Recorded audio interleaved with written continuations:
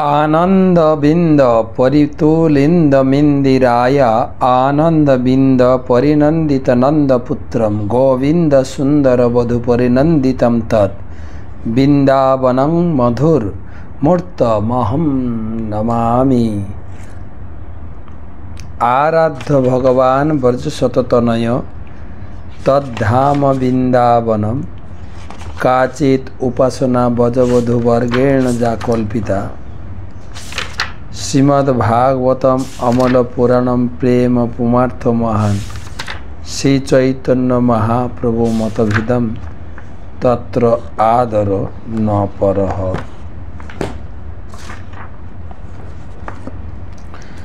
वंदे अहम श्रीगुरो श्रीजुत पदकमलं श्रीगुरुन् वैष्णवांश्च श्रीरूपं साग्रजातं सहगण रघुनाथान्वितं तं सजीवं साद्वैतं सावधूतं परिजनसहितं कृष्ण चैतन्य देवं श्रीराधा कृष्ण पादान् सहगण ललिता श्री विशाखान्वितांश्च नमो ओं विष्णुपादाय कृष्णप्रेष्ठाय भूतले श्रीमते भक्ति वेदांत स्वामिनिति नामिने नमस्ते सारस्वते देवे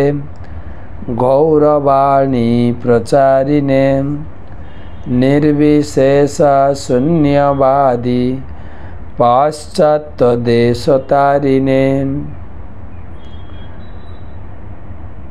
जय श्री कृष्ण चैतन्य प्रभु नित्यानंद श्री अद्वैत गदाधर श्रीवासादि श्री गौर भक्तबिंद हरे कृष्णा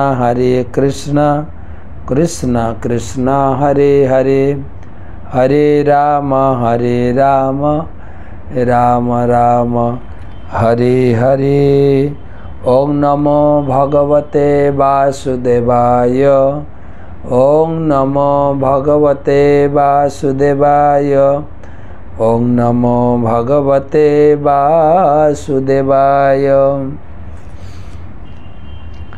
नारायणं नमस्कृत्य नरं चैव नरोत्तमं देवीं सरस्वतीं व्यासं ततो जयम् उदीरयेत्। त्वमादिदेवं करुणानिधानं त्वमालवर्णं सुहितावतारम् अपार संसार समुद्र सेतुं भजामहे भागवत स्वरूपम्। ग्रंथराज श्रीमद्भागवतम चतुर्थ स्कंधे चतुर्विंशति अध्याय आज के अंतिम क्लास सप्ततितम श्लोक 77, 78, 79 तीनटे श्लोक पढ़े ये अध्याय सम्पूर्ण होबे। रुद्रगीत कीर्तनेर फलाफल आलोचना प्रसंगे 844तम भागवत रसमाधुरी सेमिनारे उपस्थित समस्त भक्तमंडली ममतामयी मातृमंडली सबाइके जानाई आंतर्जातिक कृष्ण भावनामित संघ तथा इस्कনের पक्ष থেকে आंतरिक प्रीति शुभेच्छा अभिनंदन। राधे राधे।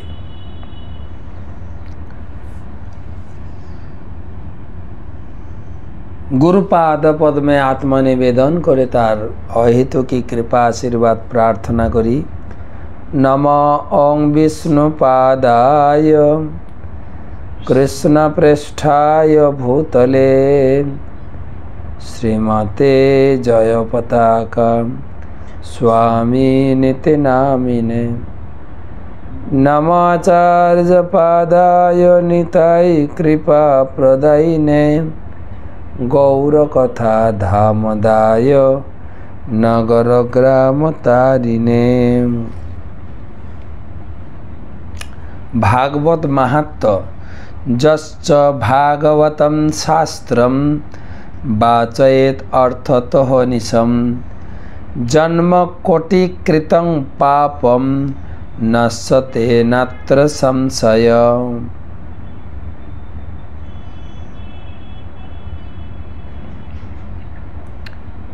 অর্থবোধ সহ ভাগবতমের একটি শ্লোক যিনি পাঠ করেন তিনি কোটি জন্মের পাপ থেকে মুক্ত হয়ে যান। আলোচনা ৭৭ শ্লোক। বিন্দ্যতে পুরুষঃ মুষ্মাৎ যদিচ্ছত্য সত্তরম মদ্গীত গীতাৎ সুপ্রীতা শ্রেয়সামেকবল্লভাৎ। বিন্দতে পুরুষঃ মুষ্মাৎ যদিচ্ছ সত্তরম মদ্গীত গীতাৎ সুপ্রীতা শ্রেয়সাৎ একবল্লভাৎ। মহাদেব শিব ঠাকুর তিনি বলছেন, পরমেশ্বর ভগবান সমস্ত মঙ্গলময় আশীর্বাদের মধ্যে প্রিয়তম বস্তু। যে ব্যক্তি আমার দ্বারা গীতা এই সঙ্গীত গান করেন তিনি ভগবানকে প্রসন্ন করতে পারেন। এই প্রকার ভক্ত ভগবত ভক্তিতে স্থির হয়ে ভগবানের কাছে যা প্রার্থনা করেন তাই প্রাপ্ত হন। আপনি যদি প্রতিদিন এই অধ্যায়টা আবৃত্তি করেন ভগবান সহজেই সন্তুষ্ট হবে এবং আপনি ভগবানের কাছে যা প্রার্থনা করবেন তাই পাবেন। পুত্র কামনা, চাকরি, ঘর বাড়ি, টাকা পয়সা, বিবাহ, যা চাইবেন শিব ঠাকুর বলছেন ভগবান তৎক্ষণাৎ তোমার মনোবাসনা পূর্ণ করবেন।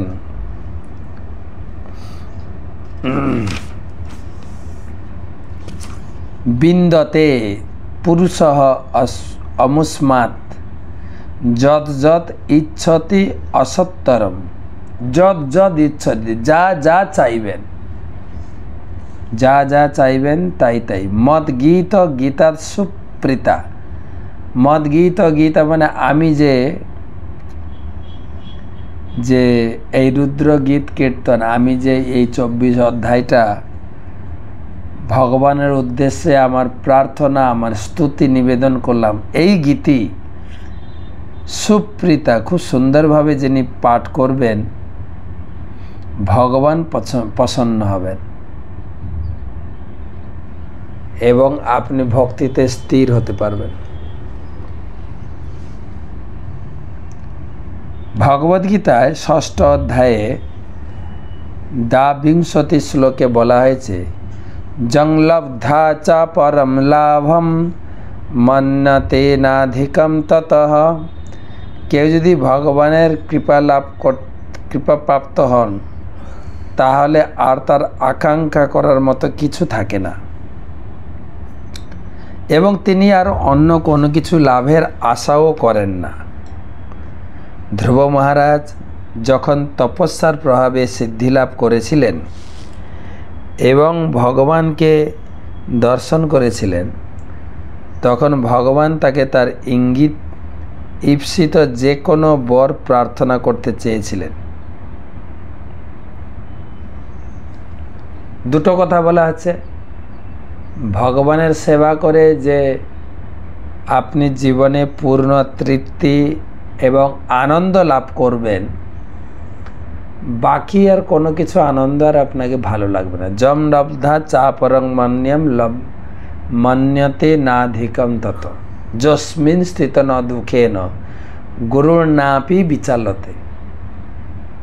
বড় বড় বাধা বিপত্তি ঝড় জীবনের আপনাকে বিচলিত করতে পারবে না যদি সেই পর্যায়ে স্থিত হতে পারেন। যস্মিন স্থিত ন দুঃখেন গুরুর্নাপি বিচলিত। আরেকটা এখানে বলা হচ্ছে, যেই ভগবান বা ভগবানের ভক্তি কেউ যদি লাভ করেন, তার জীবনের সমস্ত আশা ভরসা পূর্ণ হয়ে যাবে। উদাহরণ দেওয়া হয়েছে ধ্রুব মহারাজ। তিনি বাবার উপরে রাগ করে মায়ের আশীর্বাদ নিয়ে তিনি এসেছিলেন হরিভজন করতে। বাবার থেকে দাদুর থেকেও বড় পদ লাভ করার জন্য। বাবা ছিলেন ব্রহ্মাণ্ডের অধিপতি, আর দাদু ছিলেন ব্রহ্মাণ্ডের ক্রিয়েটর, ব্রহ্মাণ্ডের জীব স্রষ্টা, তার থেকেও বড় পদ। কিন্তু যখন তিনি ভগবানকে দর্শন করলেন, সব চাওয়া পাওয়া কামনা ভুলে গেলেন। বলেন, ধ্রুব তুমি কিছু চাও? বুঝে প্রভু আর কি চাইব? স্থানাভিলাষী স্থিতয়ম স্থানাভিলাষী তপস্বী স্থিতয়ম। আমি বাবার বা দাদুর থেকে বড় পদ স্থান লাভ করার জন্য তপস্যা করলাম। কিন্তু তম তপ্তবান দেব মনীন্দ্র গৈহম, কিন্তু আপনাকে পেয়েছি। আপনাকে দেবতারা মুনি ঋষিরা পায় না। কাঁচন বিচ্ছিন্নম অপিদিব্য রত্নম। আমার এখন অনুভব হচ্ছে আমি যে চাওয়া পাওয়া নিয়ে এসেছিলাম সেগুলো তুচ্ছ হয়ে গেছে। আমি কয়েক টুকরা কাঁচ খুঁজতে এসেছিলাম, কিন্তু অপিদিব্য রত্নম, দিব্য রত্ন আপনাকে লাভ করেছি। স্বামীন কৃতার্থ অপি বরম ন যাচ। আমি কৃতার্থ হয়েছে, আর কিছু চাই না। ভগবানের সেবা ব্যতীত আমরা যা কিছু চাই তা মায়া। সেই চৈতন্য মহাপ্রভু বলেছেন, জীবের স্বরূপ হয় কৃষ্ণের নিত্যদাস। প্রতিটি জীবই ভগবানের নিত্যদাস। তাই কেউ যখন ভগবানের সেবায় যুক্ত হন, তখন তিনি জীবনের পরম সিদ্ধি লাভ করেন। বিশ্বস্ত সেবক যেমন তার প্রভুর কৃপায় তার যে কোনো বাসনা চরিতার্থ করতে পারে, ঠিক তেমনি যারা ভগবানের দিব্য প্রেমময় সেবায় যুক্ত হয়েছেন, তাদের আর স্বতন্ত্রভাবে কোনো বাসনা থাকে না। নিরন্তর ভগবানের প্রেমময় সেবায় যুক্ত হওয়ার ফলেই তার সমস্ত বাসনা চরিতার্থ হয়ে যায়। শিব আমাদের দেখিয়েছেন যে তিনি যে স্তুতি গান করেছেন, কেবল তার কীর্তন করার ফলে যে কোনো ভক্ত অনায়াসে সফল হতে পারে। কেবল রুদ্রগীতটা প্রতিদিন পড়লেই ভগবান সন্তুষ্ট হয়ে যাবেন, ভক্ত সফল হয়ে যাবেন। ৭৮ ইদম য কলা উত্থায় প্রাঞ্জলি শ্রদ্ধয়ান্বিতঃ শৃণুয়াৎ শ্রবয়ে স্মর্ত মুচ্যতে কর্মবন্ধনৈ।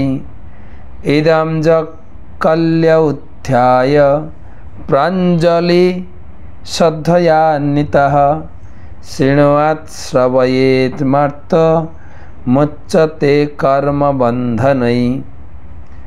যে ভক্ত খুব সকালে উঠে বদ্ধাঞ্জলি হয়ে এই রুদ্রগীত গান করেন, অন্যদের শোনান, তিনি নিশ্চিতভাবে সকাম কর্মের সমস্ত বন্ধন থেকে মুক্ত হবেন।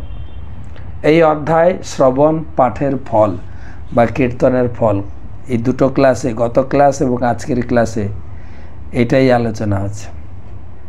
প্রথম বলা হলো যে প্রতিদিন সকালে রুদ্রগীত পাঠ করবেন, ভগবান সন্তুষ্ট হবেন এবং তিনি নিজেও সমস্ত বাসনা তার পূর্ণ হয়ে যাবে। আজকের শ্লোকেও বলা আছে, যিনি নিয়মিত পাঠ করবেন বা পাঠ করিয়ে শোনাবেন, সমস্ত প্রকার কর্মের ফল, কর্মের বন্ধন থেকে মুক্ত হয়ে যাবেন। মুক্তির অর্থ হচ্ছে সকাম কর্মের বন্ধন থেকে মুক্ত হওয়া। সেই সম্বন্ধে শ্রীমদ্ ভাগবতে বলা হয়েছে, মুক্তি হি অন্যথা রূপম। মুক্তি মানে হচ্ছে অন্য সমস্ত কার্যকলাপ পরিত্যাগ করে নিজের স্বরূপে অধিষ্ঠিত হওয়া, স্বরূপেন ব্যবস্থিতি। বদ্ধ অবস্থায় আমরা একের পর এক সকাম কর্মের বন্ধনে আবদ্ধ হয়ে পড়ি, তাকে বলা হয় কর্মবন্ধন। যতক্ষণ পর্যন্ত আমাদের মন সকাম কর্মে মগ্ন থাকে, ততক্ষণ আমরা সুখভোগের জন্য নানা প্রকার পরিকল্পনা করি। কিন্তু ভক্তিযোগের পন্থা ভিন্ন, কারণ ভক্তিযোগের অর্থ হচ্ছে পরম ঈশ্বরের নির্দেশ অনুসারে কার্য করা। আমরা যখন পরম ঈশ্বরের নির্দেশ অনুসারে কার্য করি, তখন আমরা সকাম কর্মের বন্ধনে আবদ্ধ হই না।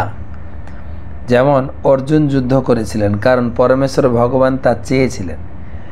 তাই যুদ্ধের ফলাফলের জন্য তিনি দায়ী ছিলেন না। ভাগবত ভক্তিতে শ্রবণ ও কীর্তন ও দেহ মন ও ইন্দ্রিয়ের দ্বারা কর্ম করার মতো। প্রকৃতপক্ষে শ্রবণ ও কীর্তন ইন্দ্রিয়ের ক্রিয়া। ইন্দ্রিয়গুলি যখন সুখভোগের জন্য ব্যবহার করা হয়, তখন সকাম কর্মের বন্ধন জড়িয়ে পড়তে হয়। কিন্তু ইন্দ্রিয়গুলি যখন ভগবানের প্রসন্নতা বিধানের জন্য ব্যবহৃত হয়, তখন তা হচ্ছে ভগবত ভক্তি।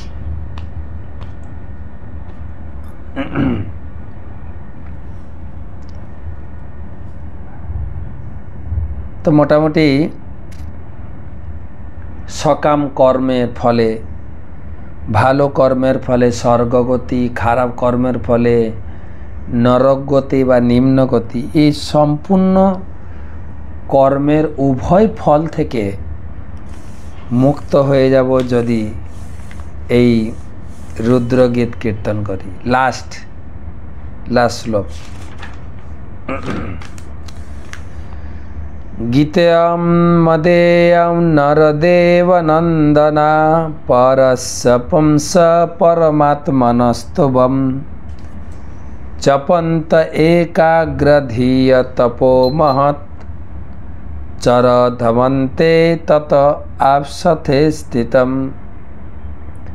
গীতম ময়েদম নরদেব নন্দনা পরস্য পুংস পরমাত্মনস্তবম জপন্ত একাগ্র ধিয় তপো মহৎ চরধমন্তে তত আপসথে স্থিতম।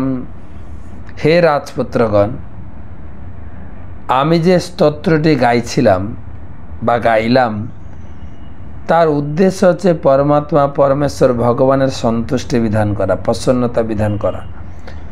আমি তোমাদের উপদেশ দিচ্ছি যে এই স্তোত্র তোমরা জপ করো, কারণ তা মহান তপস্যারই মতো কার্যকরী। এইভাবে যখন তোমরা পূর্ণতা প্রাপ্ত হবে, তখন তোমাদের জীবন সার্থক হবে, তোমাদের সমস্ত অভীষ্ট প্রাপ্ত হবে।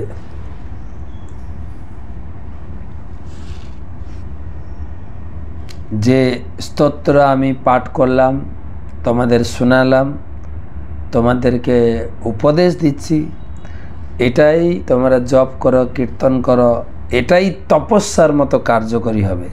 তোমাদের জীবন সার্থক হবে, তোমাদের সমস্ত অভীষ্ট পূরণ হয়ে যাবে। আমরা যদি নিষ্ঠা সহকারে ভগবত ভক্তি সম্পাদন করতে থাকি, তাহলে যথাসময়ে আমাদের সমস্ত বাসনা পূর্ণ হবে, সে বিষয়ে কোনো সন্দেহ নেই। গীতায় ভগবান অষ্টম অধ্যায়ে ৮বিংশতি শ্লোকে বলেছেন, বেদেষু যজ্ঞেষু তপসু চৈব দানেষু যৎ পুণ্য ফলম পদিষ্টম আত্মেতি তৎসর্বমিদং বিদিত্বা যোগী স্থানম উপৈতি চাদ্যম। ভক্তিযোগী সব স্বর্গ যাওয়ার বাসনা পূর্ণ হবে, এই জগতে সমস্ত প্রকার ভোগ বাসনা পূর্ণ হবে, সব কিছু, কোনো ফলে সে বঞ্চিত হবে না। এখানে ইতি শ্রীমদ্ ভাগবতে চতুর্থ স্কন্ধে রুদ্রগীত কীর্তন নামক চতুর্বিংশতি অধ্যায়ের ভক্তি বেদান্ত তাৎপর্য এখানে সমাপ্ত হলো। কালকে থেকে নতুন অধ্যায় পড়ব।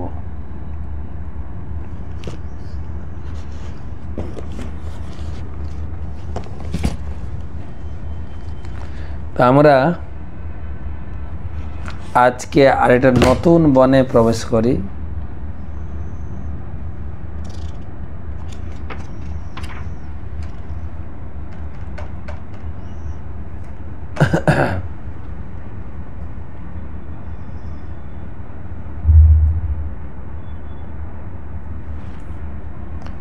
মহাপ্রভুর সেই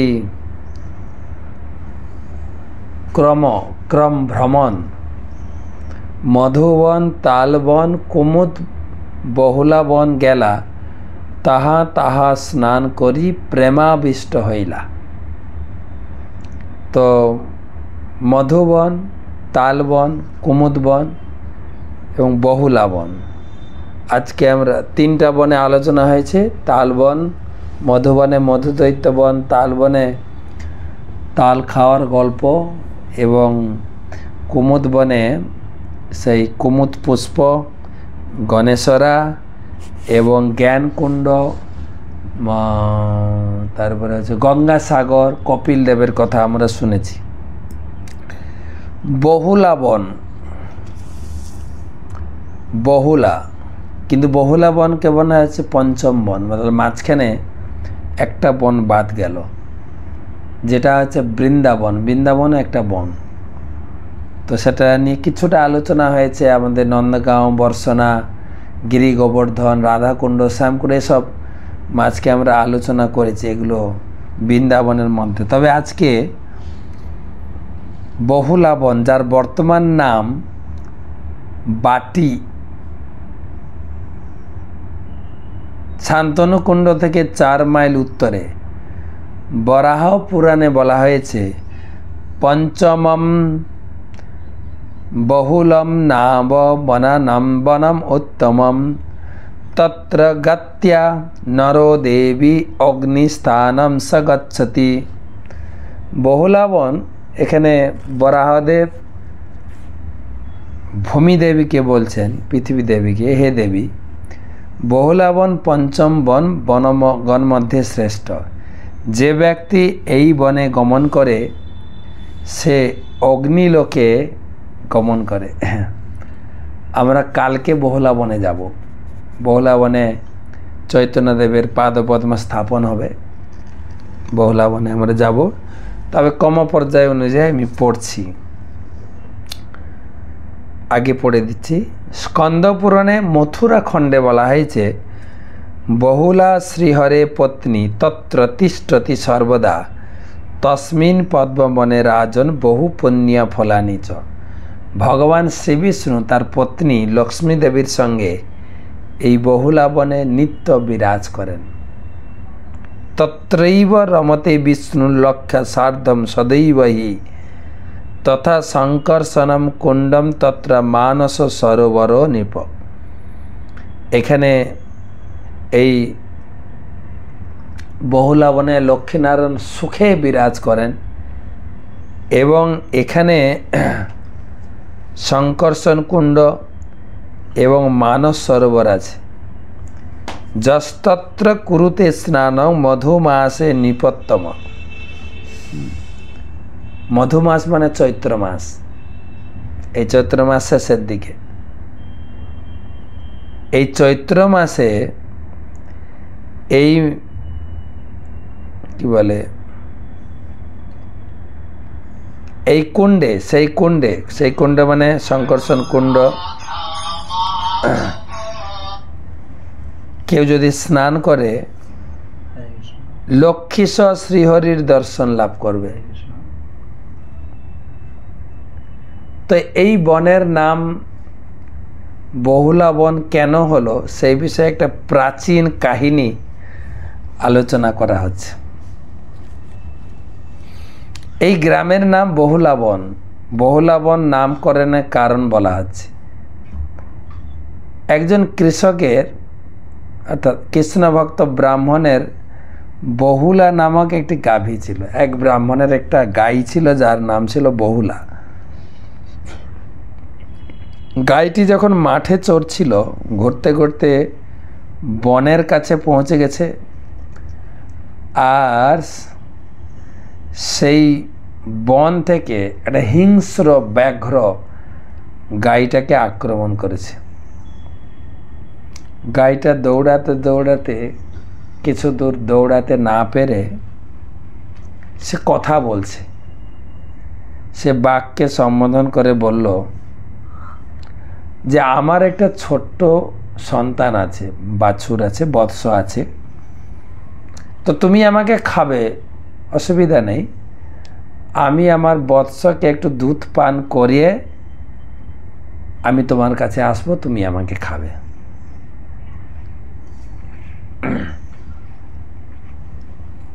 প্রতিশ্রুতি।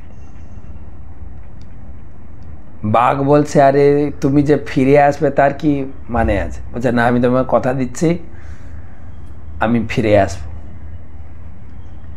তো গাইটা ঘরে গেছে, বাছুর দুধ খাচ্ছে, গাই ঝরঝর করে কেঁদেই যাচ্ছে। বাছুরকে বলছে যে তুমি তোমার মনের তৃপ্তির মতো তুমি দুধ খেয়ে নাও, এটা তোমার শেষবারের দুধ খাওয়া। বলছে, কেন মা তুমি এরকম বলছো কেন? না, আমাকে একটা বাঘ আক্রমণ করেছে, আর আমি কথা দিয়ে এসেছি যে আমার একটা বৎস আছে, তাকে দুধ পান করিয়ে আমি তোমার কাছে আসব, আর সে আমাকে খাবে।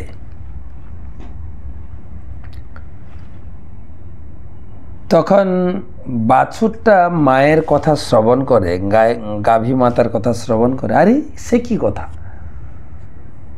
আমি তোমার পুত্র, হ্যাঁ, তো পুত্র থাকতে মা কে বাঘ খাবে? আমিও প্রতিজ্ঞা করছি, আমি যদি তোমাকে বাঘের মুখ থেকে বাঁচাতে না পারি, আমিও তোমার দুধ খাবো না, আমিও তোমার সঙ্গে বাঘের আহার্যের জন্য আমিও যাব।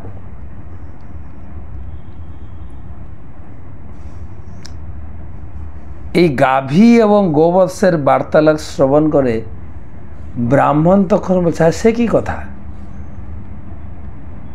আমি তোমাকে যদি রক্ষা করতে না পারি আমি বাঘের মুখে যাব, তোমাদের যেতে দেব না। না, আমার কর্তব্য হচ্ছে তোমাকে সুরক্ষা দেওয়া, গোপালন, গো সুরক্ষা, আর সেটা যদি আমি করতে না পারি তাহলে আমার জীবনকে ধিক, আমি বাঘের মুখে যাব, তোমাদের যেতে হবে না।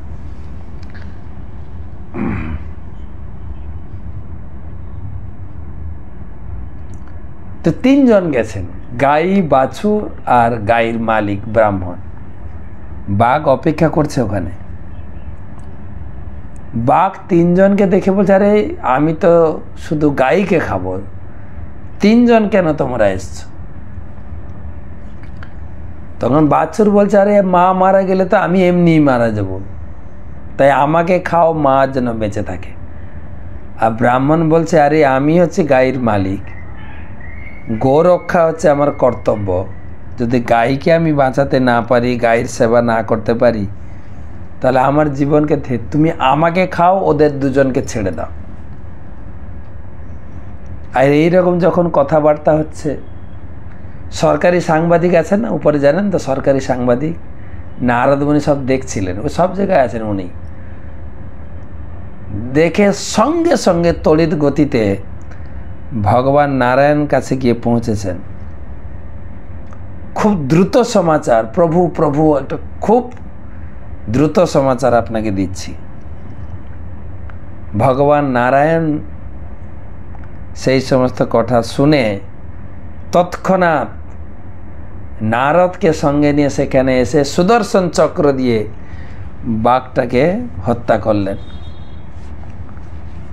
আর সেই ব্রাহ্মণ গাভী ও গোবৎসকে তাদের সংকটাপন্ন অবস্থা থেকে রক্ষা করেন এবং ভগবান সেই গাভীর নাম অনুসারে, গাভীর যে সত্য, দেখেন সে জানে যে আমাকে বাঘ খাবে, তার সত্যতা রক্ষা করে সে বাঘের মুখে ফিরে এসছে।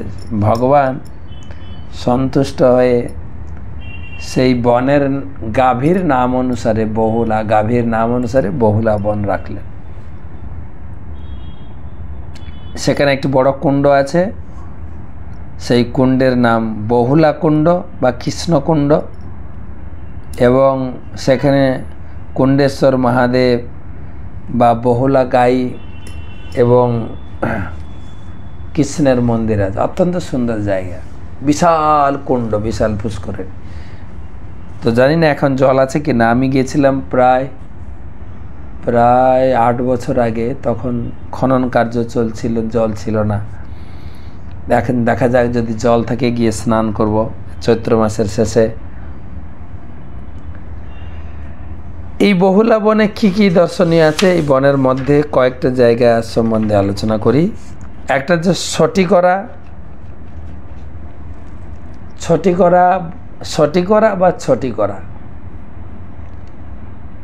ভগবান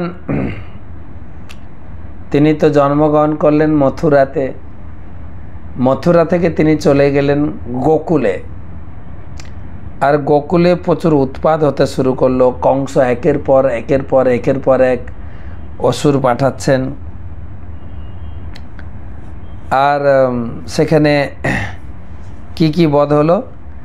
পুতনা বধ, তৃণবর্তাসুর বধ, তারপরে যমলা অর্জুন ভঞ্জন। হ্যাঁ, এসব দেখে যমুনা পার করে নন্দ বাবা, যশোদা, যত গোপ ছিলেন তারা ছটিকরা চলে আসেন। ছটিকরা সব নিজস্ব গাড়ি, এখন যেরকম tata Sumo, tata safari, Mercedes Benz, Innova, তখন কি ছিল? গরু গাড়িতে সব লোড করে পুরো মহাবন গোকুল ত্যাগ করে অন্যত্র চলে এলেন ছটিকরাতে এসে সব গরুগুলোকে খুলে দেওয়া হয়েছে। গরু গাড়িকে এমনভাবে সুন্দর করে সাজানো হয়েছে, সেটাই হয়ে গেছে এক প্রকার ক্যাম্পের মতো। আর ছোট্ট শিশু, কোলের শিশু ভগবানকে সেই কি বলে গাড়ির নিচে ছায়াতে শোয়ানো হয়েছে। আর ওই সময় একটা অসুর এসছেন, সেই গরু গাড়িতে উঠে চাপ দিয়ে, গরু গাড়িকে ভেঙে চাপ দিয়ে কৃষ্ণকে মেরে ফেলবেন। বাচ্চারা খেলা করতে করতে পা ছুঁড়ে এমনভাবে পা ছুঁড়েছেন, পায়ের আঘাতে গাড়ি উল্টে সেই অসুর মারা গেছেন। সেই শকটাসুর, তার নাম ছিল শকটাসুর। সেই অনুযায়ী সেই জায়গার নাম হচ্ছে ছটিকরা। আপনারা যদি বাসে করে যান বৃন্দাবন, বাসে করে, এটা হচ্ছে আপনার Kolkata Delhi NH2 national highway বা GT রোড বলে। একদম ঢাকা থেকে দিল্লি পর্যন্ত যে রোড করেছিলেন Sher Shah, Gangtok road, GT road, সেতে গেলে আপনার কলকাতা থেকে ধরুন দুর্গাপুর, আসানসোল, তারপরে চলে যাবেন আপনার কাশী, বারাণসী, প্রয়াগ বা এলাহাবাদ। প্রয়াগ পেরিয়ে ধীরে ধীরে যখন বৃন্দাবনের এলাকায় আসবেন, সঠিকরা, সঠিকরাতে আপনি বৃন্দাবনে ঢুকতে, সঠিকরা থেকে বৃন্দাবন প্রপার বৃন্দাবন 6 কিলোমিটার। এখন আর 6 কিলোমিটার নেই, বৃন্দাবনের ঘর বাড়ি এরিয়া বাড়তে বাড়তে বাড়তে বাড়তে প্রায় হাই রোড পর্যন্ত সব ঘর বাড়ি হয়ে গেছে। যাই হোক, ওই জায়গাটার নাম বলে সঠিকরা।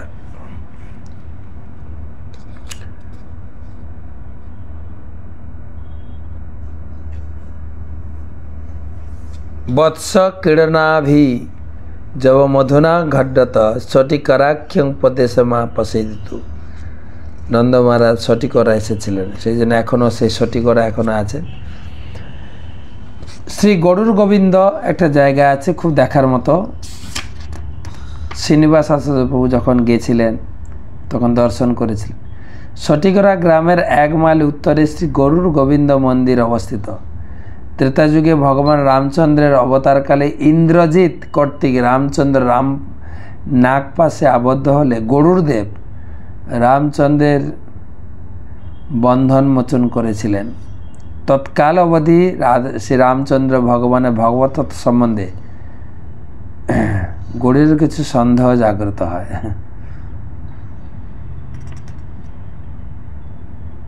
কিন্তু ভগবান রামচন্দ্র গরুর চিন্তা করেছিলেন, আরে তিনি যদি ভগবান হয় ওনাকে বাঁধলেন কি করে। কিন্তু ভগবান রামচন্দ্র এই বৃন্দাবনের শোভা প্রকট করেছিলেন।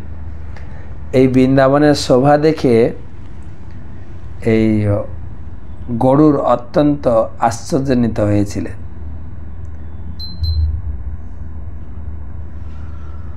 চতুর্ভুজ রূপে ভগবান শ্রীকৃষ্ণ এখানে গরুরকে দর্শন দিয়েছিলেন। বৌলাবনে আরও কিছু আছে। বসতি গ্রাম, ভগবান কৃষ্ণকে নন্দ মহারাজ যশোদা যেরকম মহাবন গোকুল থেকে নিয়ে সঠিকরা চলে এলেন, ঠিক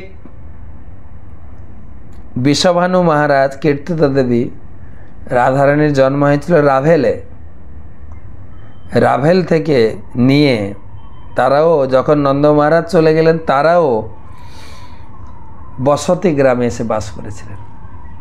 এখন কেউ বলে বাসন্তী বা বসতি গ্রাম, বাসন্তী বলেও প্রসিদ্ধ। সেই বাসন্তী গ্রামে রাধারানী কিছুদিন অবস্থান করেছিলেন। তারপরে ওখান থেকে কৃষ্ণ যখন নন্দগ্রামে চলে গেলেন, এনারাও বর্ষণা চলে গেলেন। তা কৃষ্ণ বিভিন্ন জায়গায় ত্যাগ করে মানে অবস্থান করেছেন। রাধারানীও, রাধারানী রাবেলে জন্ম, রাবেল থেকে বাসন্তী বা বসতি, বসতি থেকে বর্ষণা। আর কৃষ্ণ তাই, কৃষ্ণ তিনি জন্মগ্রহণ করলেন মথুরা, মথুরা থেকে গোকুল চলে গেলেন, গোকুল থেকে সঠিকরা, সঠিকরা থেকে নন্দগাঁও। বসতি গ্রাম সম্বন্ধে আগে বসতি গ্রাম দেখো শ্রীনিবাস, হেতা বিষাবানু রাজা করিলেন বাস। আরেকটা গ্রাম আছে মুখরাই গ্রাম। মুখরাই কে ছিলেন জানেন? মুখরা দেবী। মুখরা দেবী ছিলেন রাধারানীর দিদা, মাতামহী। শ্রীমতী রাধারানী মাতামহীর নাম ছিল মুখরা দেবী, এখানে বাস করতেন। তার নাম অনুসারে এই গ্রাম মুখরাই, মুখরাকুণ্ড, মুখরা দেবীর মন্দির, মুখরা বিহারীজিউর মন্দির, মদনমোহন মন্দির, গিরিধারী মন্দির দর্শন করা হয়। ভক্তি রত্নাকর গ্রন্থে বলা হয়েছে শ্রীকুণ্ড দক্ষিণে মুখরাই গ্রাম হয়, তথা গিয়া পণ্ডিত শ্রীবাসপতি কয়। রাধিকার মাথাময়ীর মুখরা প্রাচীনা, তার এই বাসস্থান জানে সর্বজনা। এথা এক কৌতুক মুখরা অলঙ্কৃত, রাধাকৃষ্ণে মিলায় হইয়া উল্লসিত। রাধারানীর দিদা ছিল না, তো দিদা বা ঠাকুমা, নাতি নাতিনীরা সব কথা তো বাবা মার কাছে প্রকাশ করতে পারে না, তাই ঠাকুমা দিদা এনারাই এইগুলো সংযোগ ঘটায়। তাই এই মুখরা রাধা কৃষ্ণের সঙ্গে মিলন ঘটাতেন। এখানে শ্রী মুখরা দেবীর মন্দির, মুখরা দেবী কীর্তিদা দেবীর জন্মস্থান, শ্রীমতী রাধারানীর শ্রীবিগ্রহ রয়েছে। মন্দিরের সন্নিকটে বাদ্যশিলা বা বাজনাশিলা রয়েছে। শিশু বয়সে রাধারানী যখন রোদন করতেন, মাথামহী মুখরা দেবী ওই বাদ্যশিলা বাজিয়ে রাধারানীর কান্না থামাতেন। বাদ্যশিলা, শিলা টিক টিক টিক টিক টিক টিক করে বাজাত। এখনও বৃন্দাবনে কিছু কিছু বাবাজি আছে, তারে দুটো পাথর দিয়ে সুন্দর তালে, করতালের তালে সুন্দর গান করেন। বাজনা শিলা। তারপর রাধারানীর বাল্যকালে ওই শিলা বাজিয়ে মনের আনন্দে খেলা করতেন মুখরাইগরা। তাই বহুলা বনে এইসব স্থান দর্শনীয়। এবং শুধু তাই না, মহাপ্রভু যখন এই বহুলা বন দিয়ে যাচ্ছিলেন, খুব সুন্দর লীলা বর্ণনা হয়েছে। সেই গাইকে তিনি দর্শন করেছিলেন, বহুলা গাই। পথে গাবি ঘটা চরে প্রভুরে দেখিয়া, প্রভুকে বেড়ায় আসি হুঙ্কার করিয়া। মহাপ্রভুকে দেখে মহাপ্রভু যখন দিনের বেলা যাচ্ছিলেন, সব গাইরা ছুটে এসে মহাপ্রভুকে ঘিরে ধরেছে। গাভী দেখি স্তব্ধ প্রভু প্রেমের তরঙ্গে, বাৎসল্যে গাভী প্রভুর চাটে সর্বাঙ্গে। আর গাইরা মহাপ্রভুকে চাটতে শুরু করেছিলেন। সুস্থ হইয়া প্রভু করে অঙ্গকুণ্ডয়ন, প্রভু সঙ্গে চলে নাহি ছাড়ে ধেনুগণ। আর মহাপ্রভু আদর করে করে গলা চুলকাতে শুরু করেন। গাইদের গলাকে চুলকালে গায়ের খুব আরাম পায়। আর মহাপ্রভুর সঙ্গে চলতে শুরু করেছে। কষ্টে সৃষ্টে ধেনু সব রাখিল গোয়াল, প্রভু কণ্ঠ ধ্বনি শুনি আইসে মৃগী পাল। আর মহাপ্রভু হরিনাম করতে করতে যাচ্ছেন। আর এবারে গাইদেরকে মোটামুটি রাখালরা মোটামুটি গাইকে সামলেন। এবারে হরিণের দল এসছে। মৃগ মৃগী মুখ দেখি প্রভু অঙ্গ চাটে, ভয় নাহি করে সঙ্গে যায় বাটে বাটে। মহাপ্রভুর পিছনে পিছনে চলছে, আর মহাপ্রভু সারা গা চাটা শুরু করেছে। মহাপ্রভুকে ভয় পায়। এখনও বৃন্দাবনে ধরুন আপনাদের রমন রেথিতে প্রচুর হরিণ আছে। এত কাছে চলে আসে, খাবার খেতে চায়, গা হাত চাটতে শুরু করে। সুখ পিক ভিঙ্গ প্রভুরে দেখি পঞ্চম গায়, শেখিগণ নৃত্য করি প্রভু আগে বায়।